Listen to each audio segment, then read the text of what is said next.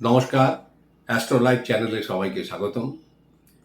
অনেকেরই প্রশ্ন যে গ্রহরা মানুষের ওপর এরকম কুপ্রভাব দিচ্ছে, ধনীদের কেন কিছু হচ্ছে না, যারা অপরাধ করছে তাদের কিছু হচ্ছে না কেন, আর এই জীবের অর্থ কিভাবে ধনীরা ছিনিয়ে নিয়ে যাচ্ছে।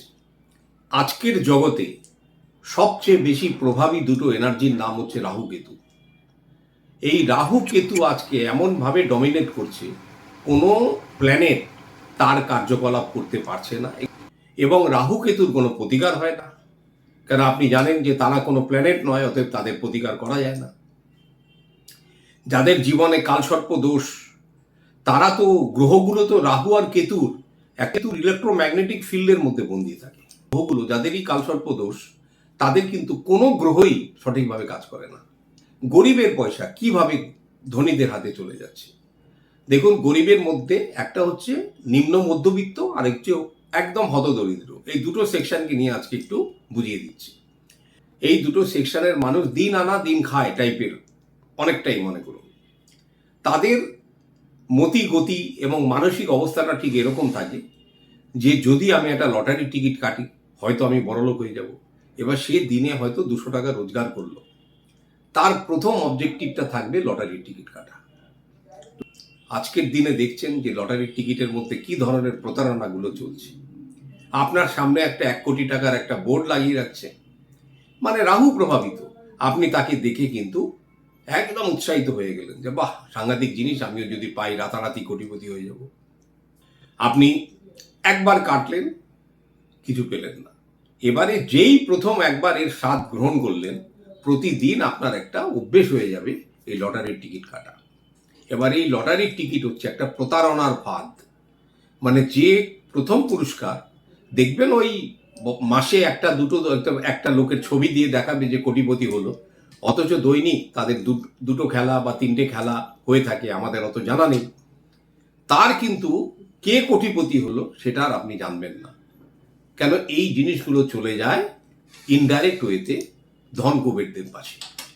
একটা গরিব মানুষ একটা রোজগার করলো, তার পয়সা চলে গেল ওপর মহলে। এবং যারা মনে করুন সচ্ছল, যারা সব দিক দিয়ে ঠিক, তারা কি চেষ্টা করলো, স্কুইচ করে খেয়ে নেওয়া। মাঝে মধ্যে একটা দুটো ছিটকে দুটো প্রাইজ দিয়ে দিল, তাতেই লোকে খুশি। দেখবেন ওই টানানোই থাকে, 25,000 পেয়েছে, 22,000 পেয়েছে। দেখবেন লটারির দোকানগুলোতে 1 কোটি টাকা পেয়েছে এরকম সংখ্যাটা পাবেনই না। ওটা খবরের কাগজ ছাড়া কোথাও পাবেন না। এর মধ্যে 18% জিএসটি, এই জিএসটি সরকারেরও পকেট ভরছে।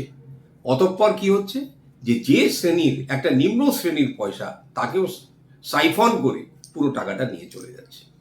2 নম্বর জিনিস, নেশা, সুরাপান। দেখবেন অনেকেই বাংলা বা মোস্ট অর্ডিনারি ক্লাসের যেসব ওয়াইন, তাতে আসক্ত।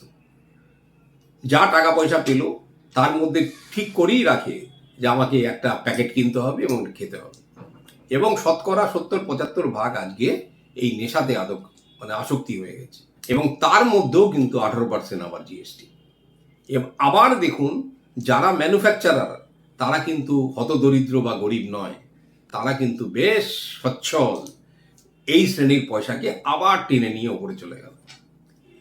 3 নম্বর দেখুন, মোবাইল ফোন দেখবেন যে গরিব যতই গরিব হোক, তার হাতে মোবাইল ফোন নেই আপনি দেখাতেই পারবেন না। কেন? তারা কাজকর্মে বিশ্বাসী না, খেতে চায় না। যখনই সময় পায় মোবাইল খুলে খুটখাট এটা ওটা সেটা, আর কোথায় শর্টকাটে কোথায় টোটকা করলে কিছু জীবনে কিছু পাবো, সেই চিন্তার মধ্যে এরা বিভোর হয়ে থাকে। এবং এতে যেমন রাহু প্রভাবিত তারা হচ্ছে, শনির যেটুকু সুপ্রভাব সব জলাঞ্জলি চলে গেছে। কারণ আজকের দিনে বৃহস্পতি আর কারো উপকার করে না। শনির থেকে যাও কিছুটা মানুষ ফল পেত, তাও আজকাল অমিল। তারা ধীরে ধীরে মোবাইলে আসক্তি। দেখবেন রাস্তাঘাটে যেখানে সেখানে বসে আছে, হাতে মোবাইল ফোন আছে, সে যতই গরিব থাকুক। এমনকি আমরা দেখেছি রাস্তায় যে ভিক্ষা করে সেও বসে মোবাইল ফোন ঘাটছে। এই মোবাইল ফোন ঘাটার ফলে কি হলো, যে আপনার যে মোবাইলের রিচার্জ কারা পাচ্ছে, সেই বিরাট কোম্পানিগুলো সেই রিচার্জের টাকাটা আপনার থেকে নিয়ে নিচ্ছে। তার একটা বিরাট মার্জিন, অতঃপর তার মধ্যেও 18% জিএসটি।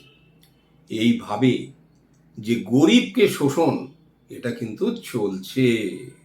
এবং এর থেকে একমাত্র বাঁচার পথ যে 3টে সেকশন আমরা বললাম, এক হচ্ছে লটারি কাটা থেকে দূরে থাকুন, নেশা করা থেকে দূরে থাকুন, আর 3 নম্বর মোবাইল ফোনের অযাচিত ব্যবহার থেকে দূরে থাকুন।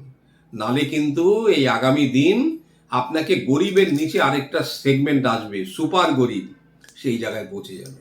আজকের দিনে কাউকে ভালো বলাটা খুব দুষ্কর, খুব দুষ্কর। কেন, কেউ কিন্তু আপনার জন্য শুভাকাঙ্ক্ষী নয়। আজকালকার দিনে এই পাপের বোঝার কারণে কিন্তু মানুষ দিনের দিন নিচে চলে যাচ্ছে। যারা পাচ্ছে তারা আরো চায়, আর যাদের নেই তারা চেষ্টা করে যদি কিছু শর্টকাট, যদি কিছু টোটকা, যদি কিছু লটারি কেটে জীবনে কিছু করা যায়, কিন্তু কোনো থেকে কিছু হবে না। প্রতিকার একটাই কথা, কাজ করুন, শুধু কর্ম করুন, বাকি সব ভুলে যান। ওই লটারির দিকে তাকাবেন না, জুয়া খেলবেন না, সাত্তা খেলবেন না, নেশা করবেন না, আর মোবাইল ফোন হাতে নিয়ে ঘুরবেন না। আর যদি মনে হয় এই কথাগুলো সঠিক, পালন করার চেষ্টা করুন। 3 মাসের মধ্যে বুঝতে পারবেন আপনি কোথায় ছিলেন আর কোথায় যাচ্ছেন। নমস্কার, সবাই ভালো থাকুন। ওম নমঃ শিবায়।